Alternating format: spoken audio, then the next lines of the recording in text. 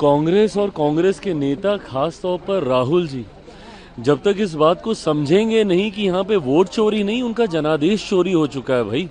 उनके पास अब कोई जनाधार बचा ही नहीं है।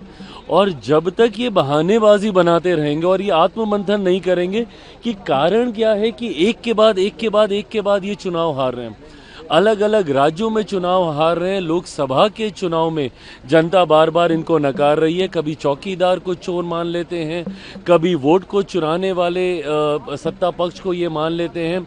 विश्वास इनका किसी संस्था पे बचा नहीं है। जितने भी संवैधानिक स्वतंत्र संस्थाएं हैं, चुनाव आयोग जैसी संस्थाएं, उस पर भी इनका विश्वास नहीं बचा है। तो ऐसे में ये स्वयं को अराजकता की ओर ये लेकर जा रहे हैं।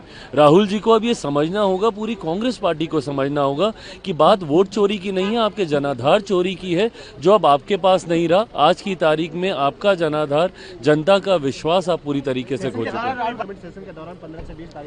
दिक्कत इसी बात की है ना कि भाई आप सवाल तो आप तुरंत उठाते हैं कि हमें यहाँ पे नहीं पूछा जाता, हमें बोलने का मौका नहीं दिया जाता, कोई अगर बड़ा राष्ट्रीय अध्यक्ष आता है तो हमें मिलने का समय उनसे नहीं दिलवाया जाता। आप अपनी जिम्मेदारियों को कितना निभा रहे हैं?